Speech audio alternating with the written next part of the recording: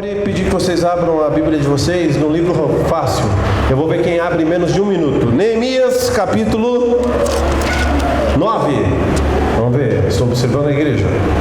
Neemias, capítulo 9, a partir do versículo 19. Neemias, olhem no índice, quem não souber. Neemias, capítulo 9, a partir do versículo 19.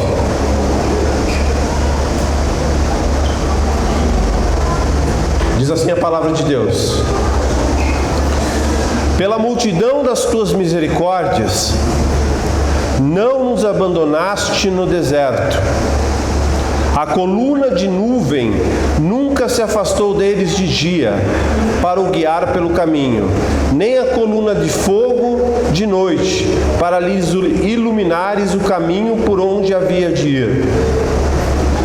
Deste o teu bom espírito para os ensinar, e o teu maná não retiraste da boca, e a água lhe deste na sua sede.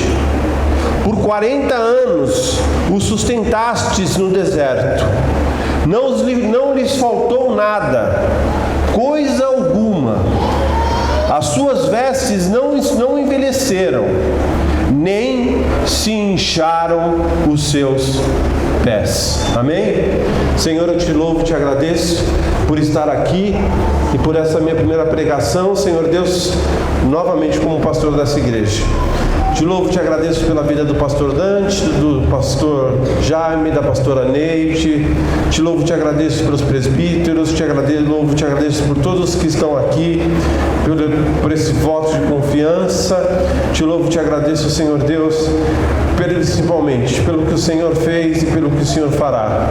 Agora que não seja mais eu, que não seja mais o meu emocional tão, Senhor, conturbado neste momento, mas que seja o Teu Santo Espírito a falar com o Teu povo em nome de Jesus. Amém? E eu vou falar sobre as lições do deserto. Esse texto que eu li, pela multidão das Tuas misericórdias, não os abandonaste no deserto. Gente, quem já passou pelo deserto aqui? Vamos entender uma coisa. O deserto é um período muito difícil que a gente passa na vida. Não vamos entender como um probleminha. Um probleminha, a gente pode chamar um probleminha, ou mesmo um problema mais complexo, mas de menor tempo, a gente pode chamar de uma tempestade, Que Jesus também pode vir, que Jesus também pode acalmar.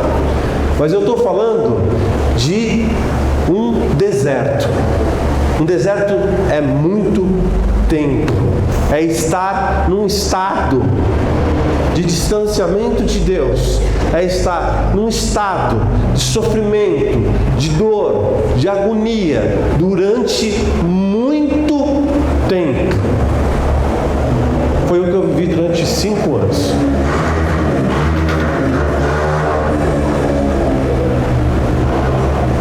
Existem alguns tipos de deserto, e eu vou falar para vocês sobre 4. E presta atenção nessa palavra, porque essa palavra não é só para mim. Porque eu vou te dar uma notícia que talvez você goste ou talvez você não goste, eu não sei. Mas se você não passou ainda pelo deserto, você vai passar. E se você passou, você vai entender o que eu estou te falando agora. E você vai entender essa pregação de uma forma muito clara.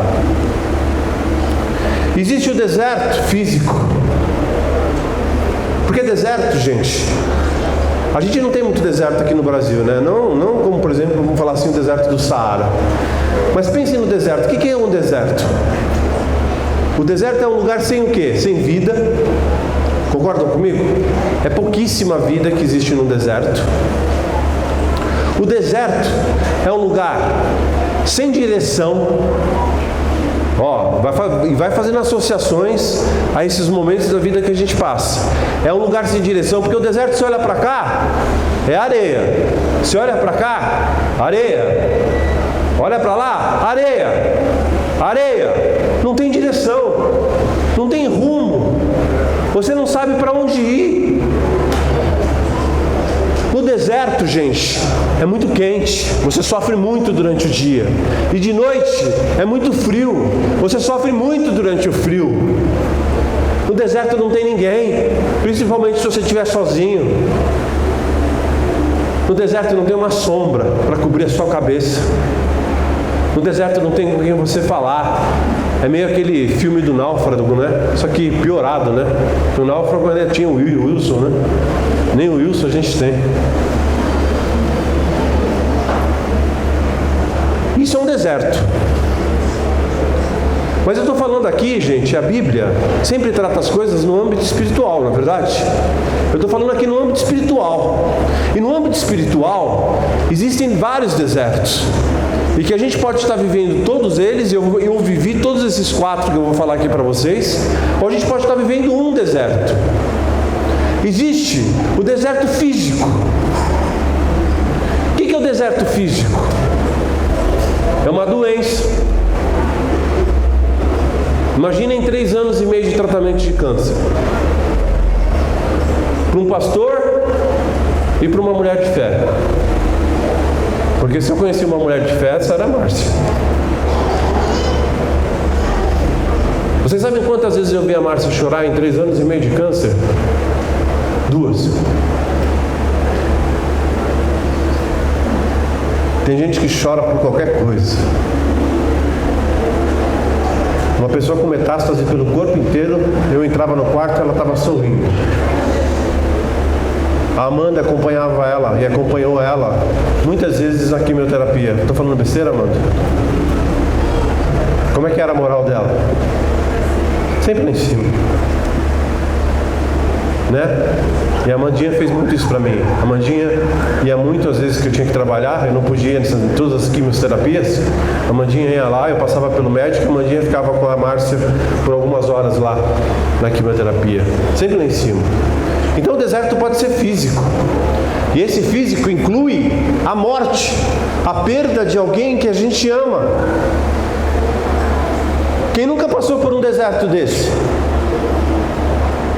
Quem nunca perdeu um filho, um pai, uma mãe, um cônjuge, um amigo que amava muito, e a partir daquele momento parece que se sentiu num deserto? A minha prima perdeu a mãe há pouco tempo, e eu converso muito com ela pelo WhatsApp. E ela fala pra mim, às vezes, ela fala Caco, que é meu apelido, né? Não dá risada, tá? Meu apelido de família é Caco. E ela fala Caco, ela fala, eu não sei, às vezes eu me sinto tão perdida. Porque eu tenho vontade de pegar o telefone, ligar para minha mãe, e eu não tenho minha mãe para ligar. Gente, quando eu perdi a Márcia, às vezes eu estava andando, eu vi alguma coisa diferente, que eu sabia que eu queria falar para ela, eu pegava o telefone, eu ia ligar, quando eu estava indo ligar, eu lembrava que ela tinha morrido. Aí sabe o que eu fazia? Eu discava o número dela só para ouvir a voz da secretária eletrônica. Verdade? Esse é o deserto físico.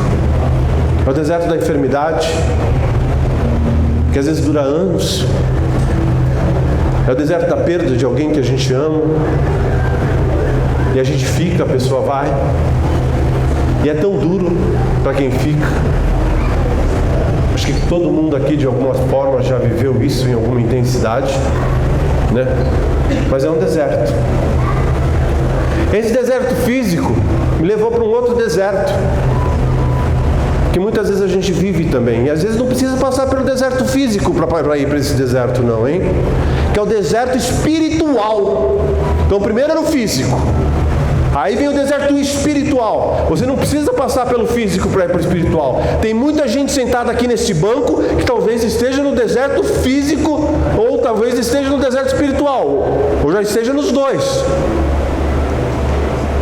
Talvez tenha gente enferma aqui que está passando pelo deserto físico. Talvez tenha gente que não tem nenhuma enfermidade, ninguém faleceu na família, mas está no deserto espiritual. E que é o deserto espiritual, gente? Frieza. Você senta aqui e está preocupado com quantos pontos você fez no Cartola na primeira rodada. Você senta aqui e você fica pensando no que você vai comer quando você sair. O pessoal do louvor canta aqui e você canta que nem papagaio. Sabe papagaio? Que repete, não sabe nem o que está falando? Alguém fala a mensagem aqui, você está com a cabeça longe. E você não percebe que isso é um roubo do inimigo. Porque se você não está prestando atenção no que está sendo dito aqui, você está perdendo vida. Porque tempo é vida. Esse é meu jargão, não é? Não era um dos meus jargões? Tempo é vida. Se você está sentado aí pensando em outra coisa, você está perdendo vida. Isso é um sinal de deserto espiritual. Você vai se esfriando. Você acorda correndo e não vai orar. Eu sempre brinco, deixa o chinelo embaixo da cama, gente. Sabe por que você tem que deixar o chinelo bem embaixo da cama? Porque aí você tem que ajoelhar para pegar o chinelo. Aproveita que você já está ajoelhado para pegar o chinelo e ora! Quem me ensinou isso foi um ator americano. Eu comecei a fazer. Para não esquecer, eu boto o chinelo bem lá embaixo. Mas bem longe mesmo, às vezes até dou um jeito para pegar. Mas é bom, sabe por quê? Porque eu acordo e eu vejo e eu lembro. Eu estou de joelho, vamos lá. Porque se tem uma parte que o diabo não gosta, gente, é essa aqui, ó. Não é mesmo, Calinho? Se tem uma parte que o diabo não gosta, é essa aqui do nosso corpo, ó. Joelho no chão. Mas você já não ora mais. Bíblia, meu Deus do céu, mal ouve a pregação, mal presta atenção na pregação, vai ler a Bíblia em casa. Isso é um deserto espiritual.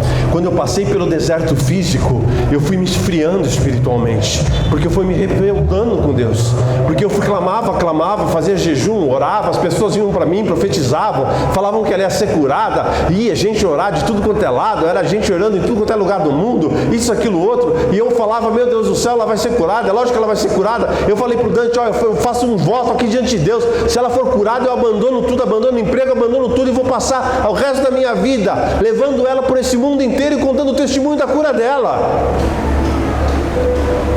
Mas as coisas não iam acontecendo, iam piorando, e eu ia lutando, e a gente ia lutando, eu ia lutando, ela ia lutando. Gente, a Márcia morreu sem que eu nunca discutisse a morte da Márcia com a Márcia.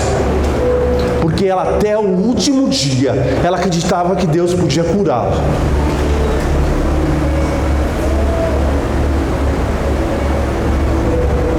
Eu nunca sentei com ela e falei assim, se você morrer, o que nós vamos fazer com os nossos filhos? Se você morrer, o que nós vamos fazer da nossa vida? Ela não aceitava. E eu não insisti. Porque ela dizia, Deus vai me curar. Que coisa incrível, né? Que coisa incrível. E eu fui entrando nesse deserto espiritual. Esse deserto espiritual foi, gente, foi fazendo, foi me esfriando,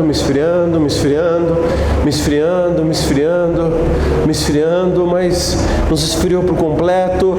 E esse deserto espiritual me levou para o terceiro deserto, que também você pode estar, e você nem precisa ter passado pelos dois primeiros, que é o deserto mental.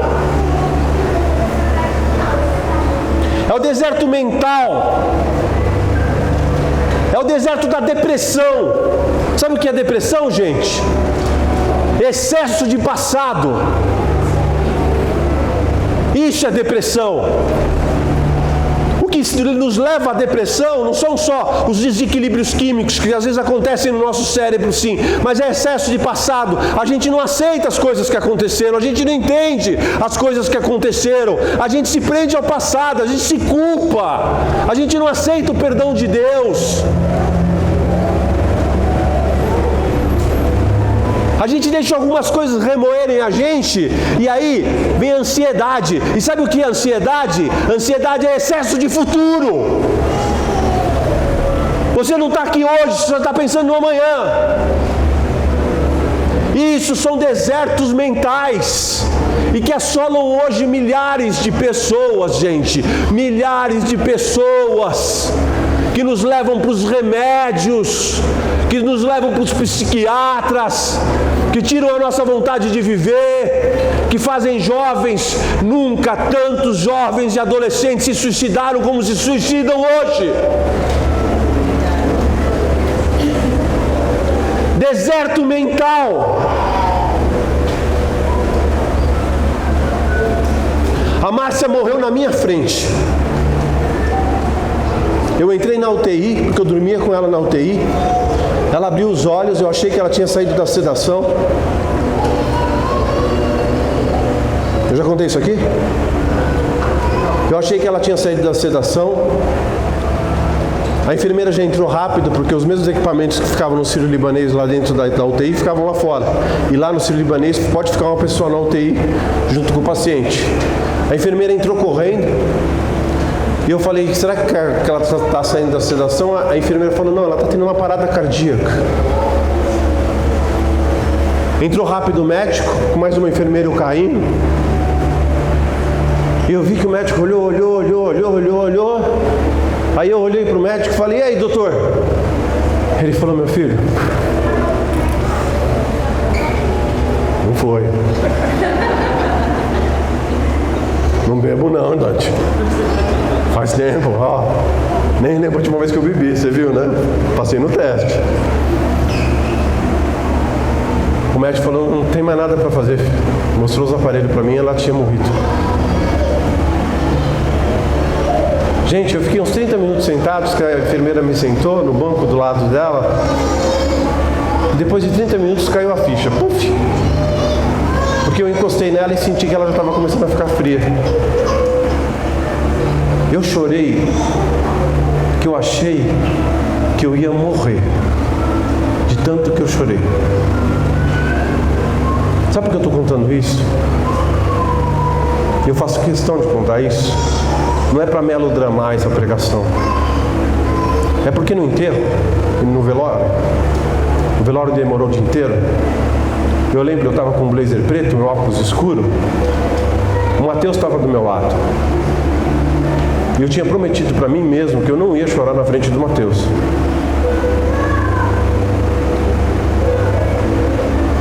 E sabe o que me perguntaram depois? Alguns irmãos vieram falar para mim. Falar assim, pastor, tem gente na igreja comentando que o senhor foi muito frio no enterro da Márcia, que o senhor não chorou.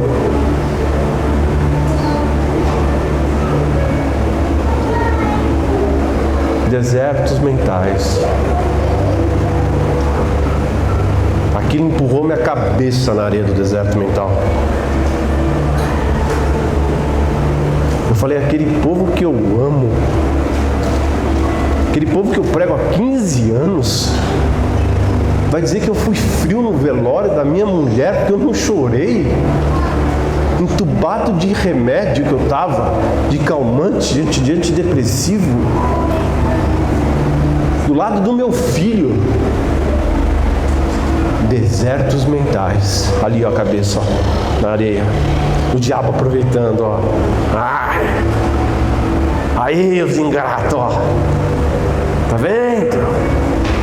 15 anos da tua vida dedicada. 15 anos que você não viajou. 15 anos que você pegou todo o teu dinheiro e pôs na igreja. Aí, afunda a cabeça.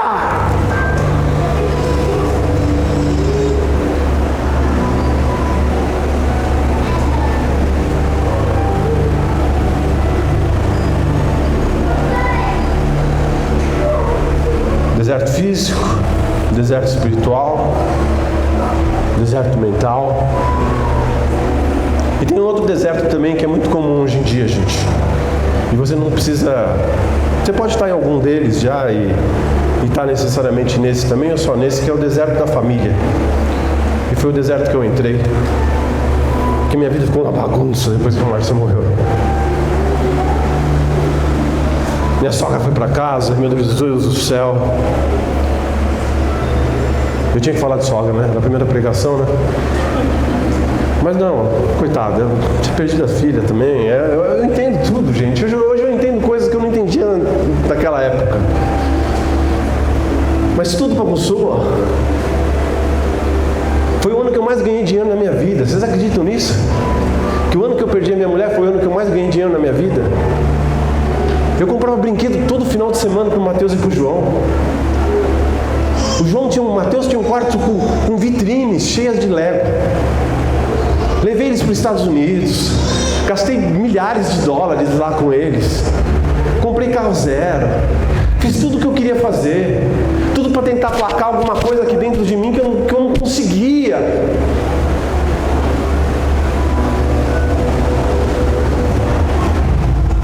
E aí só me enrolei nessa questão de deserto familiar. E muita gente pode estar passando por deserto familiar. Porque do deserto familiar vem os maus relacionamentos, os maus casamentos, vem os divórcios, vem os problemas com os filhos. Graças a Deus com meus filhos não tem problema nenhum. Graças a Deus. São meus parceiros. E a minha filhinha é um amor.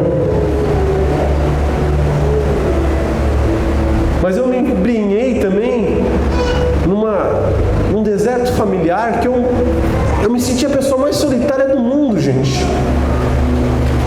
E é assim que a gente se sente no deserto.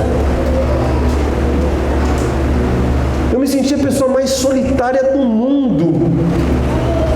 Eu não almoçava com ninguém, eu não conversava com ninguém, eu não tinha amigos, eu não falava com ninguém. No trabalho eu mal me comunicava, eu só trabalhava. Eu me aniquilei totalmente. Meu relacionamento conjugal naquela época era traumático, desesperador. Eu pensei em suicídio várias vezes. E aí entra um pouco do deserto mental. Porque tudo se mistura, deserto físico, com deserto espiritual, com deserto mental, com deserto familiar. Eu distante da igreja, eu distante de Deus, eu revoltado com Deus, eu brigado com Deus. Por que Deus tinha permitido tudo aquilo? Eu sempre falava isso, por que Deus permitiu tudo isso? Eu olhava para o Dante, via ele com a Fernanda, falava, por que eu não posso estar com a Márcia? Eu olhava para o Jaime, via ele com a Canete, por que eu não podia estar com a Márcia? Eu olhava para o Douglas, via ele com a Michelle, por que eu não podia estar com a Márcia? Eu olhava para as pessoas, viam, por que comigo? E eu falava, Deus, o que eu fiz de errado? Onde eu falhei?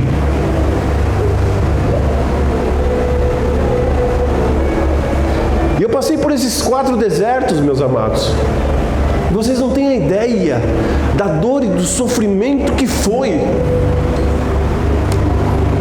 Eu me isolei de tudo e de todos. E eu já disse isso, eu vou dizer de novo. Quem assistiu o meu vídeo sobre depressão, viu. O melhor horário do dia para mim era a hora que eu ia dormir. Coitado dos meus filhos que tiveram que passar por isso. Era a hora que eu ia dormir, porque eu sonhava.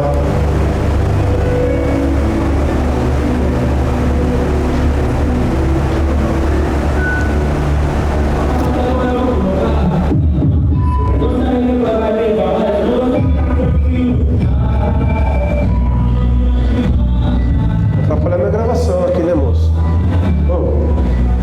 Minha pregação. Mas quais são os propósitos do deserto, gente? Porque eu assustei todo mundo, né? Porque eu falei dos desertos que existem, falei de como eu passei por esses desertos. Eu disse que quem não passou, que é inevitável, que vai passar. Talvez não na complexidade que eu passei, mas de formas diferentes. Porque Deus sabe o que e quanto cada um aguenta, não é assim? Não é assim a vida? Não é isso que a Bíblia diz? Deus sabe o que a gente suporta. Se eu estou em pé aqui hoje vivo, gente, é porque eu suportei. Ou não? Se eu estou aqui vivo em pé, é porque eu suportei. Vocês não têm ideia das lutas espirituais que eu passei, que eu passo ainda.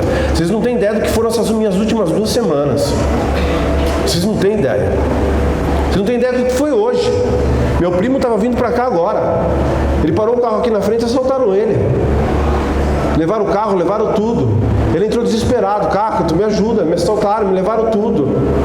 Eu aqui sentado, preparado para vir pregar. Sai minha mãe correndo lá para fora para ajudar, sai fulano, sai ciclano. Meu filho esqueceu o negócio em casa, foi correndo buscar o negócio lá em casa.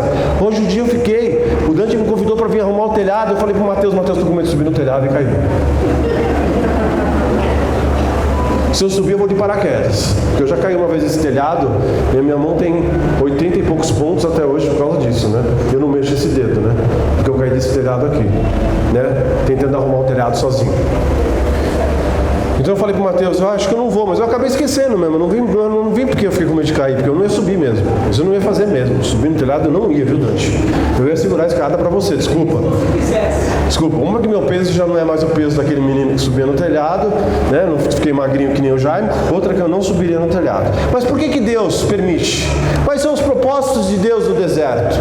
O primeiro propósito é o fortalecimento da nossa fé.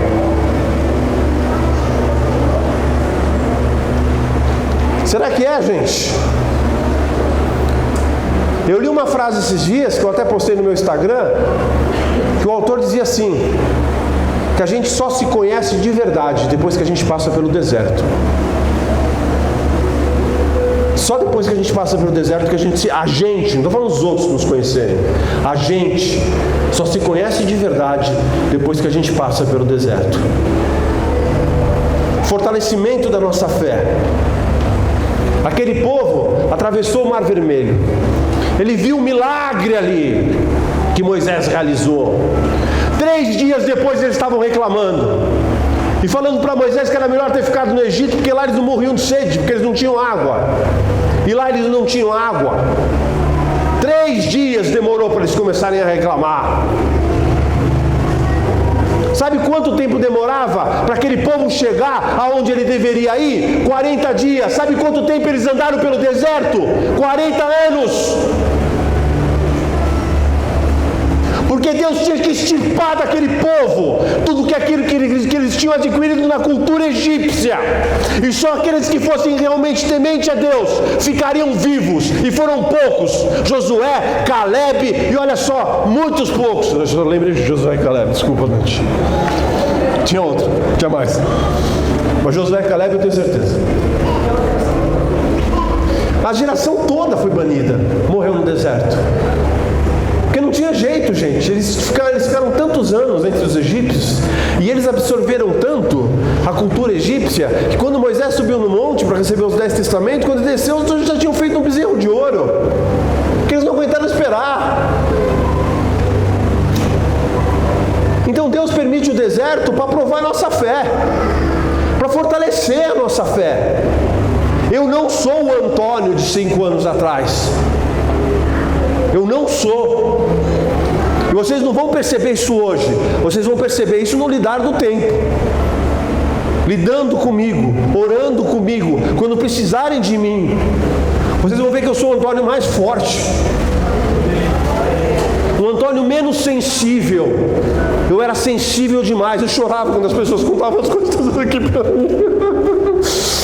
Hoje eu sou insensível? Não. Hoje eu tenho fé. Hoje eu sei o que é passar pelo deserto. Hoje eu sei o que é perder. Hoje eu sei o que é pecar e precisar da misericórdia de Deus. Hoje eu sei de tudo isso. Quando a pessoa fala comigo, eu já não sou mais aquele Antônio de 5 anos atrás. O nível de maturidade espiritual que eu ganhei nesses 5 anos, sofrendo, e o diabo colocando o pé na minha cabeça, enfiando cada vez mais a minha cabeça na areia do deserto, eu fui ganhando o quê? Calo, machucado, que cicatrizava e virava calo e virava cicatriz. Esse é o primeiro propósito do deserto. O segundo propósito do deserto é que nós somos dependentes de Deus e muitas vezes nós não percebemos isso. Vocês leram que nesse texto que eu li de Neemias, que Deus supriu o povo no deserto, não faltou nada, não faltou maná, não faltou água, nem a roupa e nem os sapatos deles se desgastaram. não faltou nada, eles foram 100% dependentes de Deus. Deus nos bota no deserto às vezes para nós nos tornarmos 100% dependentes dEle, olhar para Ele e falar para Ele: Deus, não sou eu, é o Senhor. Se não for o Senhor, não tem jeito. Se não for o Senhor, não tem jeito. Se o Senhor não fizer, não tem jeito. Se o Senhor não... Quantas vezes eu disse isso, gente, no deserto? Quantas vezes eu não disse isso? Quantas vezes eu não falei: Jesus, se o Senhor não fizer um milagre hoje, amanhã eu não estou vivo. Jesus, se o Senhor não fizer um milagre hoje, amanhã eu não sei o que eu faço na minha vida. Jesus, eu preciso de um milagre. Jesus. Quantas vezes, gente? Porque eu não voltei para a igreja agora. Eu não voltei para a igreja em novembro. Eu estou aqui desde novembro, né? Dante me botou no banco em novembro, dezembro, janeiro, fevereiro, março, abril, quase até maio. Dante me botou no banco 7 meses. Me deu de banco. Foi o banco mais longo da história da Jerusalém. Eu entrei por mais um Guinness Books da Jerusalém, eu entrei. O banco mais longo da Jerusalém, 7 meses de banco.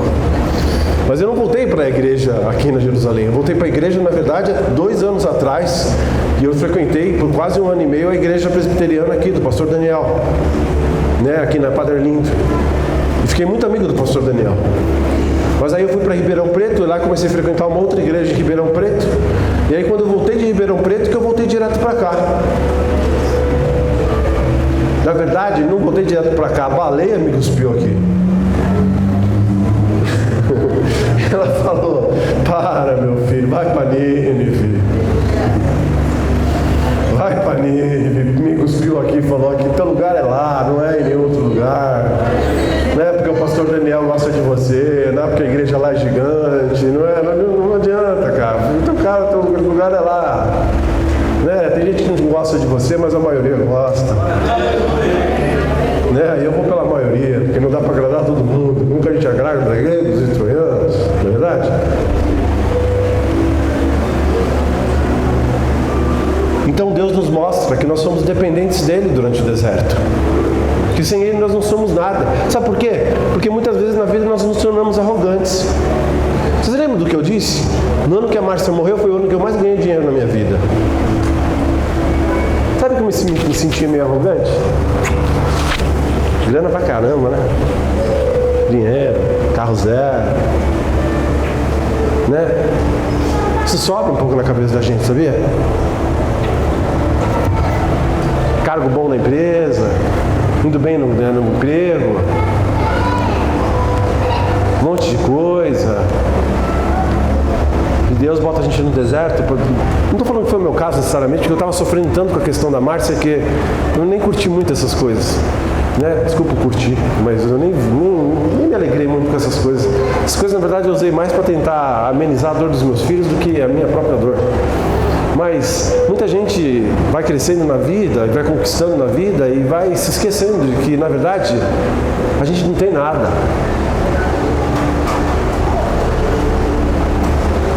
Né? Se eu perguntar aqui assim: quem dá o dízimo aqui? Levanta a mão. Vocês estão tudo errado.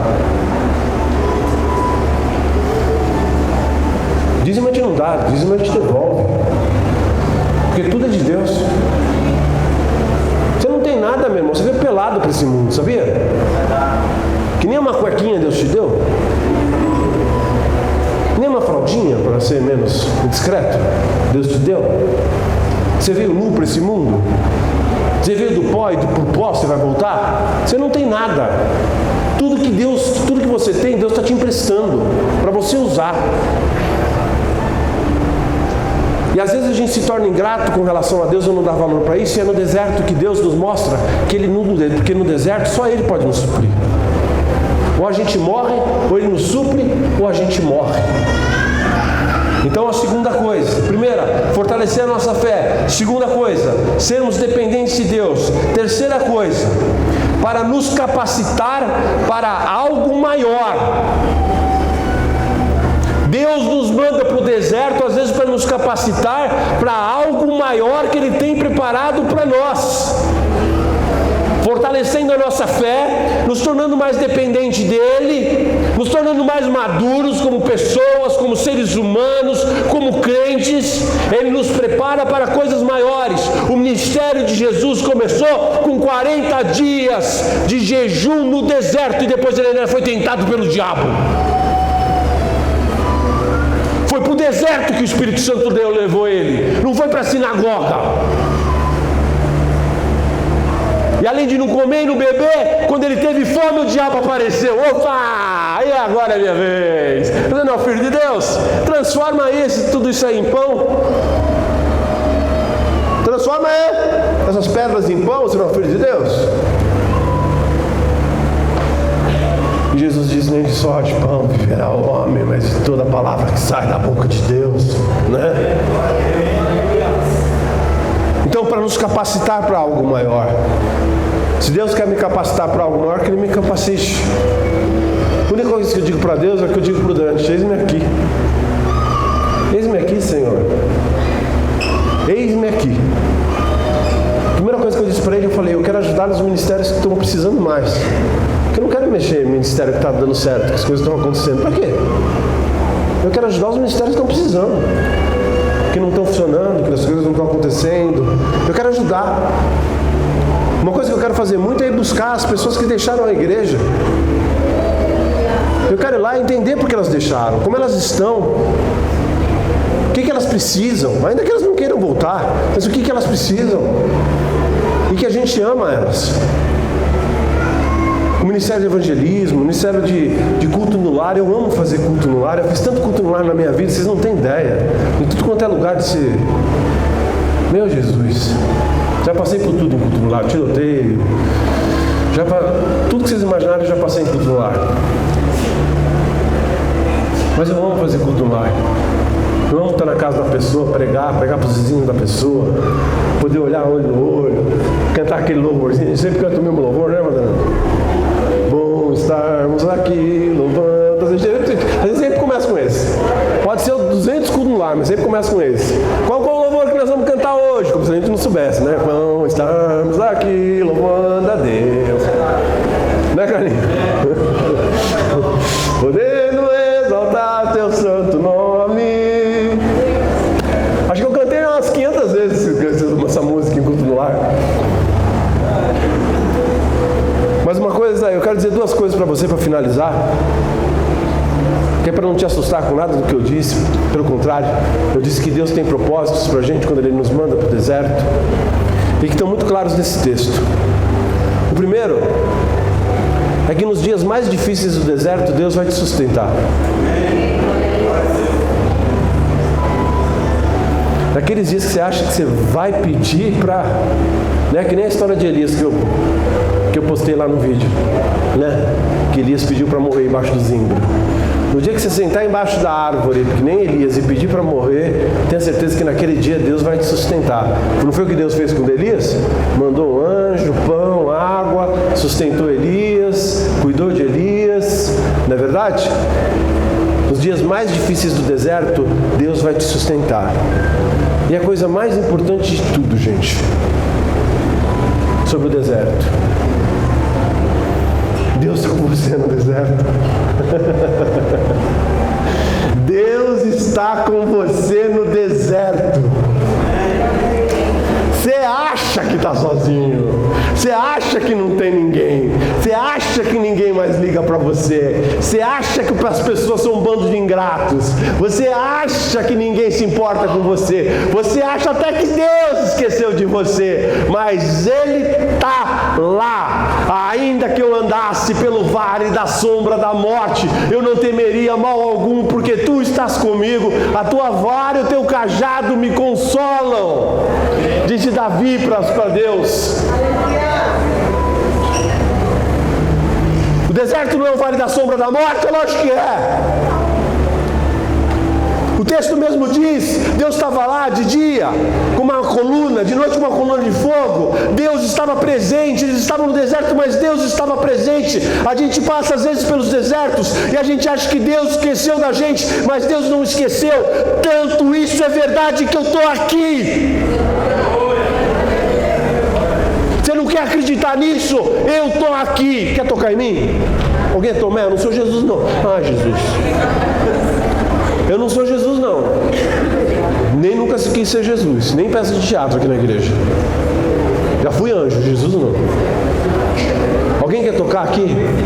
Eu estou aqui. Quer me beliscar? Você não, você é maldoso, você vai beliscar mesmo. Eu estou aqui. Se eu estou aqui é porque Jesus Deus não me abandonou. Se eu vivi tudo isso que eu contei para vocês, e foi só um pouquinho do que eu vivi, e eu estou aqui, é porque Deus estava comigo no deserto. Eu podia não ver, eu podia não sentir, eu podia ser que nem Elias. Deus, eu quero morrer, me leva Deus. Quem nunca pensou isso? Quem nunca falou isso para Deus aqui? Se eu mandar levantar a mão, eu quero ver quanto mentiroso vai ter aqui, que não vai dizer assim, eu pedi para Deus me levar, que eu não aguentava mais a vida. Elias pediu, mas vê se Deus ouviu Elias, vê se Elias estava sozinho, vê se o anjo não veio servir Elias. Deus está com a gente no deserto quando a gente precisa, e quando não precisa, Ele está com a gente também, porque Ele não nos abandona. Se tem alguém que não desiste da gente, é Deus. Ele vai fazer tudo o que puder para a gente voltar, para a gente se restabelecer. Ele é o pai do filho pródigo. O pai do filho pródigo é todo dia olhar lá na estrada para ver se o filho estava vindo. Ele não é o irmão mais velho.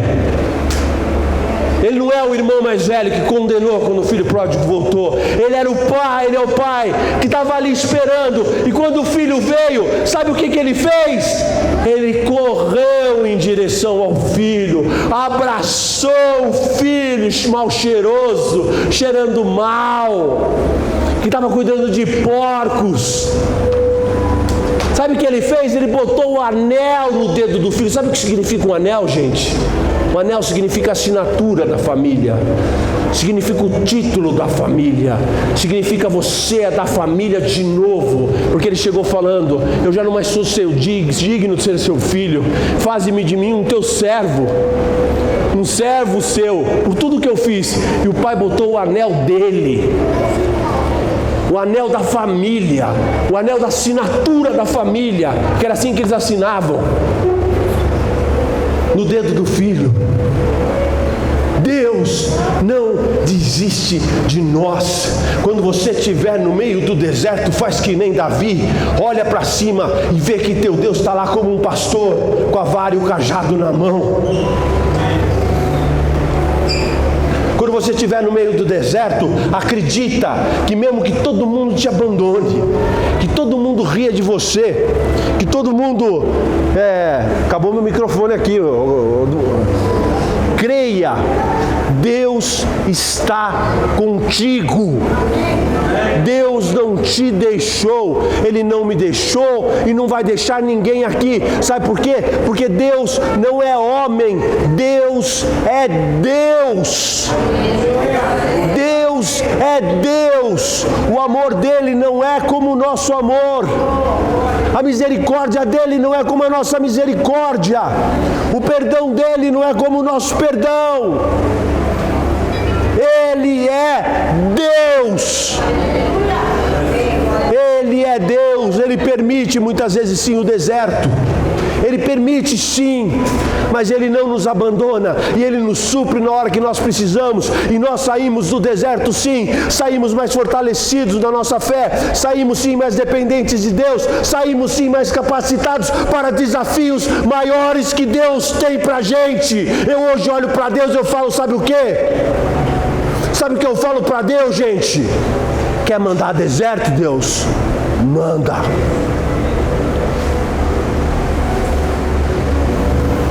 A gente estava aqui na vigília, sexta-feira, a última vigília que teve, e pela segunda vez na minha vida, isso aconteceu só 2 vezes, eu fui arrebatado por Deus. Em segundos eu vivi horas. Deus me levou para um lugar, e hoje eu vou contar o que eu vi. A primeira coisa que eu vi,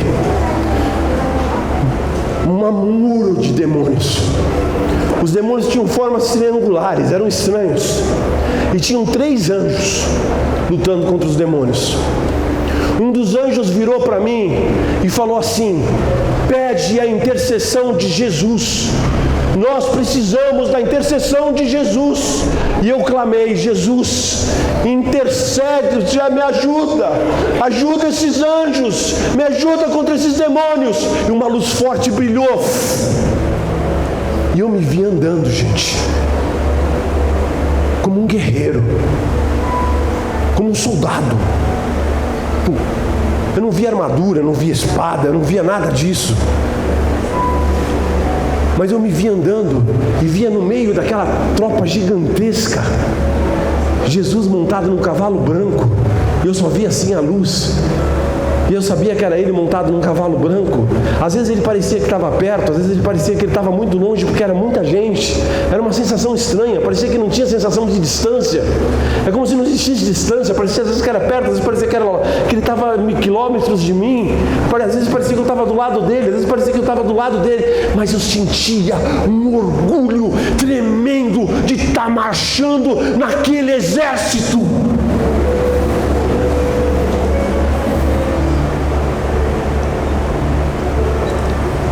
E eu me senti na frente de Deus. Eu nunca me senti assim na minha vida. Eu não vi Deus. Eu não vi forma, eu não vi rosto, eu não vi nada. Eu só sabia que Ele estava na minha frente. E eu perguntei para Ele: por que você levou a Márcia? E Ele me disse assim: porque eu quis.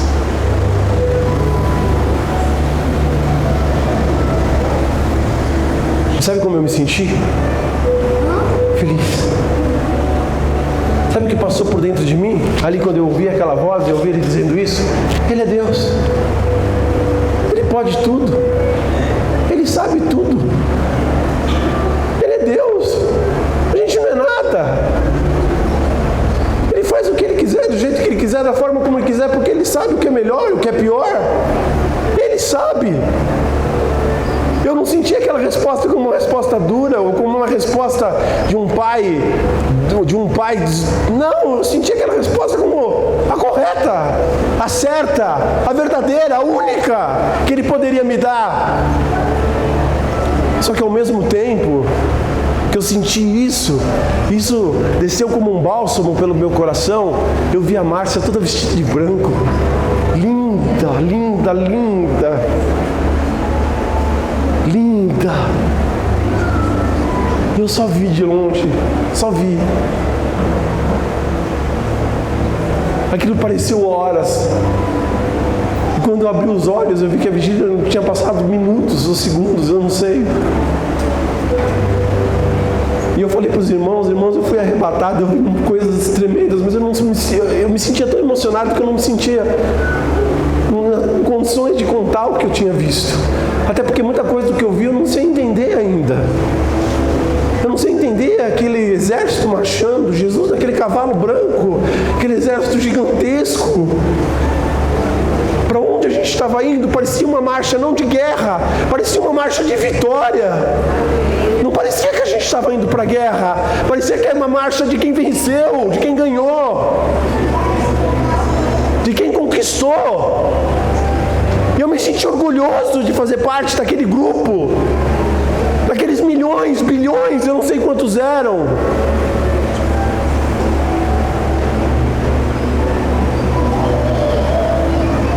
O deserto pode ser terrível, mas Deus é Deus. 19 anos. 19 anos que nós estamos aqui. Os 15 anos que eu passei aqui com vocês, eu posso dizer que foram os melhores anos da minha vida. Eu agradeço muito a Deus por poder estar aqui com vocês de novo. Que Deus me dê toda a humildade, que Deus me dê toda a força, que Deus me dê toda a coragem, toda a fé, para que eu possa ajudar o Dante e os outros pastores, mas principalmente o Dante, que é presidente dessa igreja, a pastorear vocês, a a trazermos mais vidas para Jesus, a orarmos uns pelos outros e para juntos estarmos de mala pronta. Eu estou de mala pronta. Quem está de mala pronta? Quem está de mala pronta?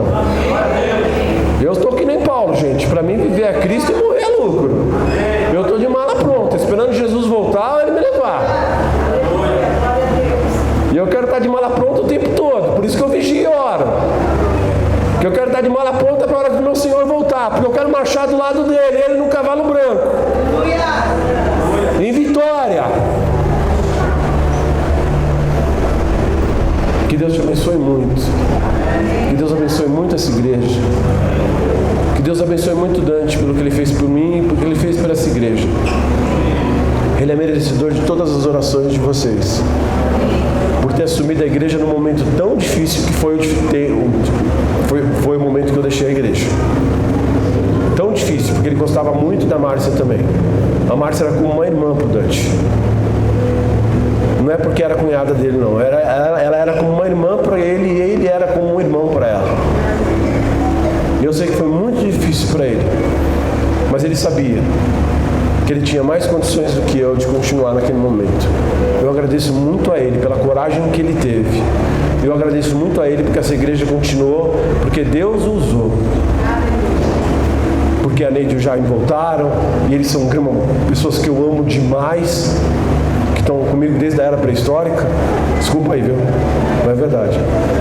Estão comigo desde a era pré-histórica. O Jaime sempre foi assim, viu, gente? Ele nunca mudou, viu? Parece que os anos não passam para ele, é incrível. E a Neide está cada vez mais magra. Ela está perdendo, eu estou achando. Meu terno que eu comprei há 2 meses quase não cabe em mim hoje. Ela está perdendo, eu estou achando. Eu estou perdendo, eu estou achando. Já falei, fica longe de mim, Neide. Eu vou mais atrás de você. Você perde, eu acho. Perde, eu acho. Então, fica longe de mim. E a gente é igreja, gente. Vamos viver como igreja, em união, em amor. Vamos se ajudar, vamos ajudar o Dante em tudo que o Dante precisa. Vamos fazer as coisas acontecerem para nós lá fora. Vamos evangelizar, vamos levar a palavra de Deus nos lares. Vamos levar a palavra de Deus onde ela tem que ser levada. Vamos ser fiel a Deus. Vamos ser fiel em tudo que diz respeito a Deus. Vamos ser homens e mulheres de Deus ativos. Não vamos só esquentar banco de domingo, não. Vamos vir nos cultos de quarta, vamos vir nos cultos de sexta. Vamos fazer as coisas acontecerem, porque nós somos a Igreja Cristã Grande Família Feliz. Fomos fundados há 19 anos atrás neste salão. Estamos aqui há 19 anos e aconteceu toda essa batalha que aconteceu e nós estamos aqui.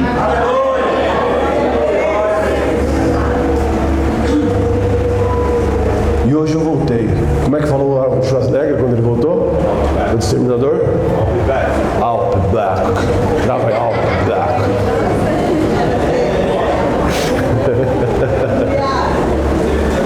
Exterminador eu não tenho nada, viu, gente? Nem Schwarzenegger. Tá difícil o negócio aqui pra ser Schwarzenegger, viu? Mas eu estou muito feliz por estar com vocês. Feliz por 19 anos de aniversário. Parabéns para essa igreja maravilhosa. Parabéns para o Dante. Parabéns para o Jaime, para a Neide, para os presbíteros. Todos os presbíteros. A Madalena, o Carlinhos, a Eliana, o Douglas Barbudo, que eu amo, né? A todos vocês. Esqueci algum presbítero? Quem? Tadeuzão, né? De guerra. Está tanto tempo comigo também, que meu Deus do céu. A todos vocês, tá bom? A todos vocês que quando a gente começou a igreja eram crianças e hoje eu seguro o filho de vocês no colo. Viu? A todos vocês. É uma alegria estar de volta. Me recebam com amor, orem por mim. Eu estou aqui para fazer tudo o que puder por vocês. Me ajudem também. Orem muito por mim. Assim como eu oro pelo Dante, tem que orar por todos os pastores. Estamos juntos. Juntos no mesmo propósito. E esse propósito estamos de mala feita, esperando Jesus voltar. E vamos trazer mais gente para arrumar a mala, para esperar Jesus voltar. Porque quando Jesus voltar, a gente vai marchar junto com Ele. Ele vai estar no cavalo branco. E a gente vai viver a eternidade com Ele. Em nome de Jesus. Dá uma salva de palmas para Jesus. Aleluia. Glória a Deus. Glória a Deus.